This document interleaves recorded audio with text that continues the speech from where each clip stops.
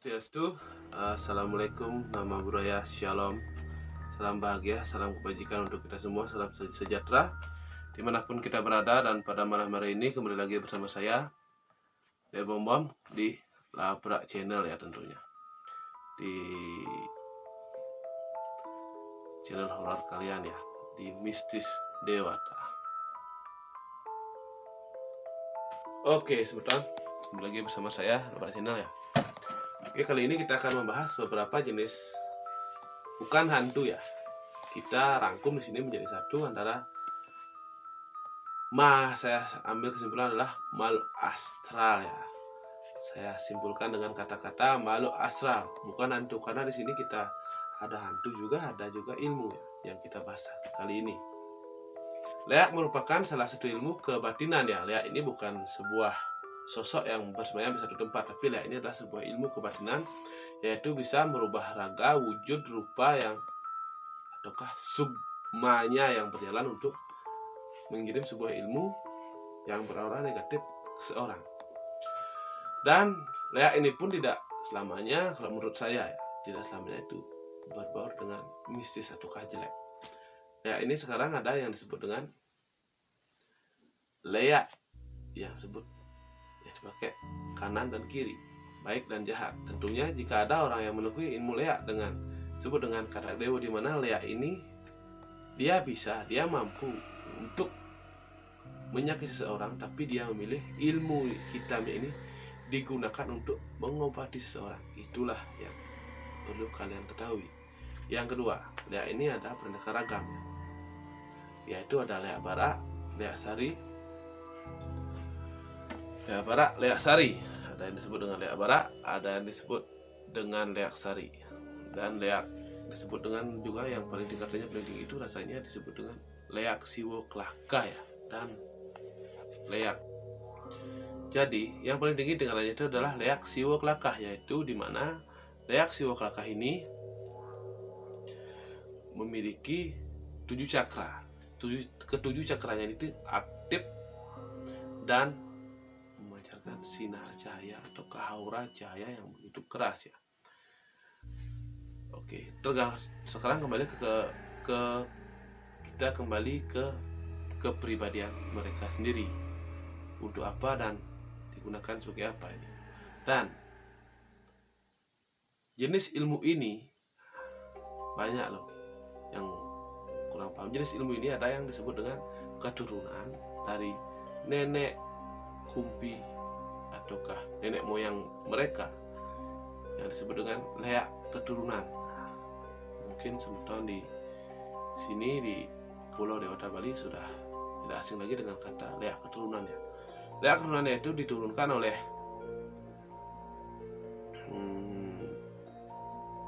kalau di keluarganya itu adalah seniornya mereka, yaitu nenek, kakeknya, yang diturunkan ke cucunya atau ke anaknya atau ke menantunya. Itu namanya leak keturunan.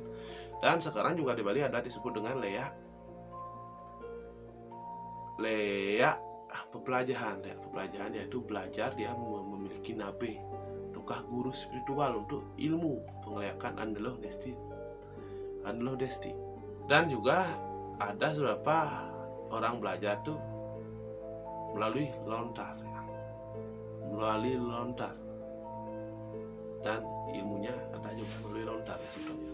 Ya, saya tidak mau melebihkan, cuma sedemikian rupa ya yang saya tahu informasi dan rumor masyarakat tentang leak ini ya. Oke, kedua, kita langsung beralih ke sosok Ciluluk. Siapa sih yang nggak tahu Ciluluk di Bali? Di Cilonarang itu kita sering melihat sosok Ciluluk ya. Dan Ciluluk ini memang nyata dan benar adanya, dan Ciluluk ini adalah merupakan sosok leak gundul, dimana leak itu dan dimana Ciluluk ini rupanya itu adalah botak ya, kepalanya botak dan memiliki sedikit rambut dari sini ke belakang. Yang di sini ini di jidatnya ini botak ya, pemirsa ya, botak. Dan di sini pun di kata Ciluluk ini kita patut berhati-hati dalam berbicara, karena Ciluluk ini tidak selamanya negatif ya, kalau setahu saya dan terkait dengan berita-berita dan rumor di luar ya. Celuluk ini merupakan salah satu ya atau penekun ilmu ya juga ya, tapi di bawah tingkatannya dari leak ya, dari leak sari leak dan lainnya itu tingkatannya di bawah. Dan celuluk ini tidak semena-mena bahwa kita bisa menyatakan bahwa ini perbuatan manusia atau disebut ini gagayan di wong manusia, ini gagayan di wong manusia deh, bukan ya. Karena celuluk ini yang pertama, celuluk ini memang ya ada juga penekun ilmunya menjadi celuluk untuk mengganggu adalah sosok makhluk yang usil, ilmu yang usil untuk mengerjai seseorang yang lewat di jalan terutama ya. Dan yang kedua, celuluk ini terkadang bisa menjadi perencang ataukah sosok penunggu di suatu tempat ya, tentunya di suatu tempat. Dan menurut kata-kata seorang, celuluk ini berbeda antara celuluk ngelekas sisi dalam artiannya celuluk itu perubahan dari wong manusia, dari seseorang manusia menjadi celuluk, bukan ya, itu ada perbedaannya. Tapi saya tidak tahu antara celuluk ngelekas dan celuluk duwe ataukah penghuni suatu tempat, itu beda katanya. Rupanya perawaannya itu berbeda dibilang sama seorang. Tapi karena saya tidak bisa melihat, jadi di video ini saya tidak mau bilang A, B, C, D, E, Z. Walaupun nanti saya dikasih buku, saya disuruh baca begini, saya tidak berani mengklarifikasi menyatakan bahwa itu benar karena saya belum pernah melihat ya sebetulnya itu. Dan inilah saya apa adanya di Labrak Channel. Saya tidak mau wah A, B, C, D, A, tidak mau ya. Kalau saya belum pernah melihat, saya tidak berani menyebutkan. Oke, kita kembali yang ketiga ya sekarang. Yang ketiga adalah kita sering ada sosok makhluk asal yang disebut dengan tonyo. Dimana tonyo itu merupakan makhluk asal yang biasa tinggal di atau menjadi penghuni di pohon besar ataukah di sungai ataukah di irigasi air. Dan terkadang orang-orang itu berpikir tonyo ini hanya bisa tinggal di sungai ataukah di tempat yang berair ya. Itu kalau menurut saya itu bukan salah ya. Kita tidak boleh menyalahkan seseorang dalam sebuah konten. Kita anggap itu hanya keliru. Tonyo ini bisa tinggal juga di pohon-pohon besar. Pohon besar yang seperti apa yang saya bisa jelaskan? Tonyo ini tinggal di pohon besar yang contohnya akar dari pohon tersebut menjulur ke air, masuk ke air. Ini pohon dan akarnya ini masuk ke lokasi air ataukah got ataukah selokan ataukah lain sebagainya ya, pokoknya yang penting intinya air itu. Dan tonyo ini biasanya kalau dia berubah itu bisa menyerupai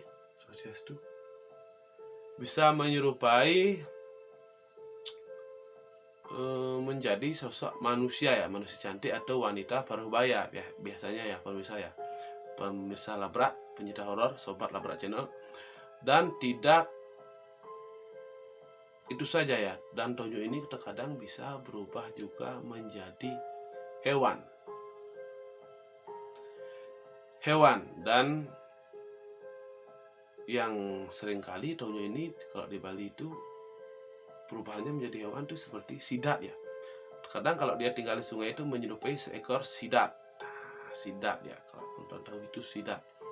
Sidat yang ukurannya itu jauh dari kata wajar, di luar nalar. Terkadang sidat itu biasa 2 kali lipat lebih besar dari biasanya, itu disebut sidat big size ya sidatnya. Dan ini bisa 3 kali lipat ataukah 5 kali lipat dari sidat yang sewajarnya, bisa jadi sebesar meja saya ini terkadang ya. Sampai tali apapun yang dipakai, tali tambang pun dipakai mancing ikan itu bisa putus. Itulah perubahan dari sebuah sosok tonyo.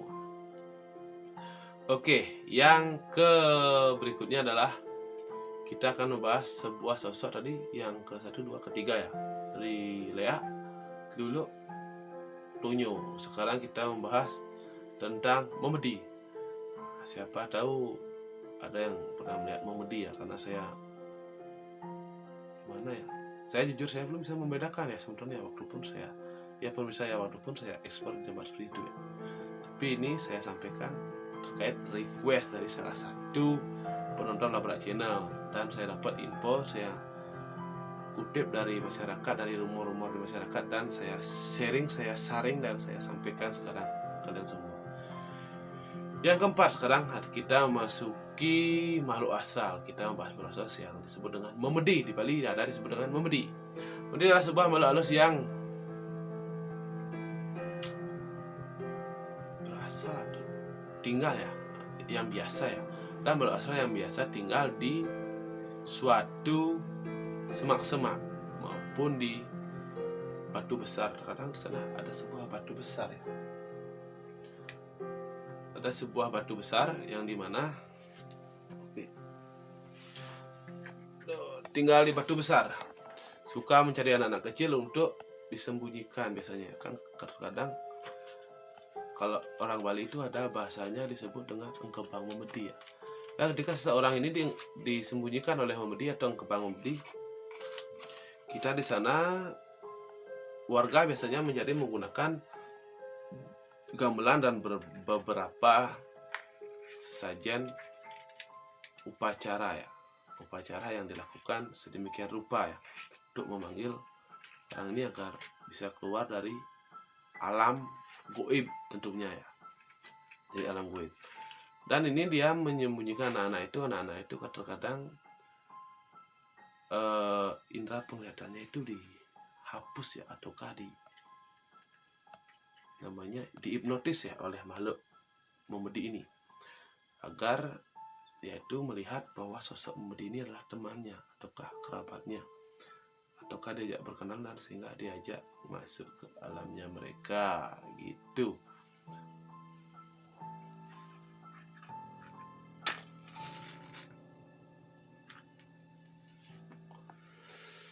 Memedi. Dan itulah dari penjelasan dari sosok memedi. Dan sekarang kita masuk ke sesi 1, 2, 3, 4, 5 ya. 5. Tadi habis Lea, memedi sudah, dulu sudah, Tonyo sudah. Kita sekarang ke sosok Gamang. Gamang, siapa sih yang nggak tahu Gamang ya? Gamang adalah makhluk halus seperti Tonyo ya, sama seperti Tonyo, sering ditandai dengan itu, sering tinggal ya juga, tinggal maksud saya, tinggal di sungai atau di kali kecil ya, biasanya tinggal sosok Gamang ini. Dan Gamang sering kali terlihat kotor ya, terkadang hancur, wajahnya itu hancur ya, sebenarnya hancur dan seperti lebam, pokoknya dan sebagainya ya. Itu yang saya dapat info dari masyarakat dan rumor-rumor dan informasi dari beberapa teman spiritual. Dan saya tidak ikut spiritual, saya ini orangnya beraco. Oke, yang berikutnya kita langsung aja ya, untuk mempersingkat waktu biar tidak terlalu bertele-tele ya tentunya. Kita sekarang mengenal dengan sosok Gegek Tugrek. Gegek Tugrek sejatinya adalah sebuah sosok ya, yang dengan ciri-ciri kehadirannya beliau itu dengan aroma yang kurang sedap ataukah berbau busuk ya, itu biasanya. Dan di Bali Gegek Tugrek ini lebih senang tinggal di tempat sepi ataukah tempat lembab, dan itu merupakan sebuah pilihan ya. Hidup ini perlu pilihan, John. Dan beliau kayaknya seperti itu juga, perlu pilihan. Perlu pilihan. Dan yang menurut sugesti ataukah kepercayaan orang Bali ya, ketika kita berhadapan dengan makhluk seperti ini, kita harus membalikkan sebuah kata-kata. Contohnya, ketika kita mencium aroma busuk, aroma bangkai, otomatis kita secara spontan pasti berkata, "Pih, bau." Wah, kok bau? Kalau bahasa Bali, "Pih, jelek bauan, Bu." Kita balikkan kata-kata ini menjadi, "Tuh, wangi sekali, harum sekali." Nah, kita harus balikkan kata-kata itu agar beliau tidak marah terhadap kehadiran kita ketika kita melewati tempat tinggal sosok Gegek Tugrek ini. Nah, dan sering juga kalau tidak salah di luar Pulau Bali, Gegek Tugrek ini disebut dengan sundal bolong ya, ataukah dan sebagainya ya. Dan berikutnya kita masuki ke salah satu sosok makhluk astral yang disebut dengan Kemangmang. Kemangmang merupakan salah satu sosok yang memang ya menyerupai sebuah batok kelapa tentunya ya. Penonton ya, pecinta setia horor tentunya menyerupai sebuah batok kelapa, dan terkadang orang-orang itu melihat Kemangmang ini seperti batok kelapa dan memiliki dua taring ya, tanpa memiliki gigi kayak saya. Langsung taring itu dua. Kadang satu katanya taringnya. Dan kadang orang juga melihat Kemangmang ini bisa seperti kepala yang mengeluarkan api ya, seperti bola api. Dan Kemangmang ini biasanya kita bisa temukan atau beliau bisa hadir di tempat pembantaian, contohnya tempat pembantaian PKI ya, tempat pembunuhan atau lain sebagainya. Dan kalau di lingkungan terkadang sosok Kemangmang ini, beliau ini hadir di tempat-tempat yang bekas tanah kuburan, contohnya bekas tanah kuburan yang dirubah atau dirombak menjadi sebuah bangunan. Di sanalah sering terlihat Kemangmang. Terkadang Kemangmang ini jika kita tidak menemui dia bergelinding di depan kita kalau lompat seperti ini, kadang Kemangmang ini menampakkan dirinya menyerupai bola api yang terbang. Dan endihannya itu katanya berbeda ya dengan endihan yang biasanya. Kalau endihan Kemangmang itu yang saya dengar ya. Oke, kita lanjut sekarang ke sosok ini yang jadi sebuah pertanyaan. Ada orang bilang, oh iya, ada gede badang. Ada sosok gede badang hitam. Dan gede badang artinya hitam besar. Sosok gede badang ini merupakan sosok hitam besar yang tinggi besar. Dan terkadang sosok ini dilihat sama orang hanya setengah badan, dari sini ke bawah. Kakinya bisa dilihat dari dada ke atas atau dari leher ke atas, sampai kepala tidak bisa dilihat seseorang. Dan terkadang ada juga seorang yang beruntung bisa melihat kepalanya. Terkadang sosok ini ada yang tinggi, ada yang tidak terlalu tinggi, ada yang sedang juga ya. Dan mungkin sosok ini juga yang disebut genderuwo mungkin di Jawa. Mungkin, saya tidak bisa bilang iya ataukah tidak, mungkin ya. Garis bawahi dulu ya, mungkin. Jika salah kata saya mohon maaf ya. Dan sosok anak gede badang ini ataukah sosok hitam besar ini memiliki yang mata merah dan bertaring ya, tentunya. Tapi tidak berkumis ya kayak saya dan berjenggot. Oke, selanjutnya kita akan membahas tentang Wong Samar. Di mana kata Wong Samar ini sudah tidak asing. Oke, kadang-kadang orang menyebut Wong Samar, manusia samar, ilmu samar. Wong Samar adalah sebuah sosok makhluk yang sama seperti manusia. Tapi yang membedakan hal ini, manusia tidak bisa hilang kecuali kita punya hutang atau kalau ada dari hutang bisa hilang. Nampak ya. Dan sosok Wong Samar ini bisa menghilang dan bisa hadir. Itulah perbedaannya. Tapi untuk rupanya itu sama seperti manusia. Dan terkadang ada orang yang mengatakan Wong Samar itu tidak memiliki ini jengkok di sini, tapi pengakuan dari orang yang bisa melihat itu beda ya. Kecuali membedi ataukah gamang baru tidak memiliki garis yang di sini ya, yang kayak manusia di bawah hidung ini. Kalau Wong Samar ini sama seperti manusia karena Wong Samar ini bisa disebut dalam tanda kutip bahasa Bali disebut nyuti rupo ataukah berubah raka, meniru dari rupa seorang. Fotokopi lah istilahnya, pasti robot ya, biar gak ribet. Fotokopi wajah seorang ya, biar gak ribet saya menjelaskan ya, karena saya bukan orang spiritual bro, sorry bro, saya cuma menjalankan request dari kalian semua. Dan yang ke-10, sosok ini nih yang sering saya dengar ketika saya eksplor ya, pernah, bukan sering. Banaspati merupakan sosok seram yang bertaring besar ya, dan lebih besar dari manusia ya, yang saya tahu. Dan kehadiran Banaspati ini terkadang ada terdengar suara lonceng,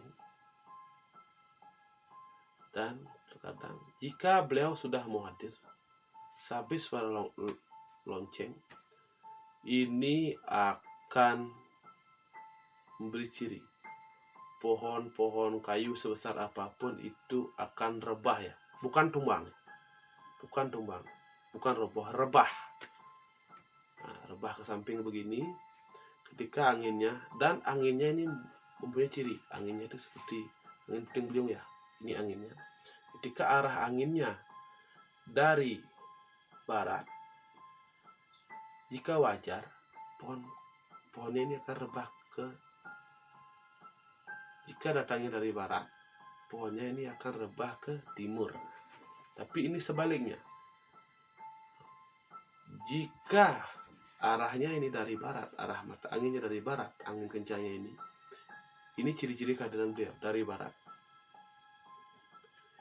Pohonnya ini akan tidak mengikuti arah angin, akan rebahnya juga ke barat. Anginnya kencang ini, pohonnya ini malahan rebahnya ke sini ya. Begitu pemirsa, yang sempat saya alami. Saya sempat dulu bersama salah satu konten kreator, yaitu bisa disebut dengan John Beda Rasa ya, ataukah John Indigo yang saya ajak dulu, menemukan fenomena seperti ini di salah satu bangunan terbengkalai ya, di Penebel ya dulu rasanya tuh, di tengah hutan, ada villa di sana kejadiannya dulu, sehingga kita menjuruskan untuk kabur dari tempat itu. Dan ketika kita, dan ada yang percaya ketika kita langsung berhadapan dengan sosok ini, kita melihat sosok ini, kita akan hangus terbakar. Itu kepercayaan masyarakat di luar sana ya, kita akan hangus, kita akan terbakar hidup-hidup begitu. Tapi syukurnya saya tidak ketemu dengan sosok ini. Ketika saya mendengar kode atau suara lonceng dan angin yang kencang, saya langsung kabur, tidak mau ambil risiko ya, karena saya tidak tahu juga itu benar atau tidak. Rumor masyarakat ketika kita bertemu sosok seperti itu, kita akan hangus. Tapi ada kemarin yang menyerang saya ketika kita bertemu, karena kita kalau seperti kita main catur, kita udah sekak mat, kita tidak bisa kemana-mana, kita harus tetap baca gayatri mantra ataukah doa yang sesuai kepercayaan kita. Atau ada juga mantra gayatri yang disebut dengan mantra Gandapati, itu yang dibaca jika kita hafal. Jika kita tidak hafal dengan semua mantra, kita ucapkan dengan hati nurani, kita mohon maaf bahwa kita telah mengganggu keberadaan beliau.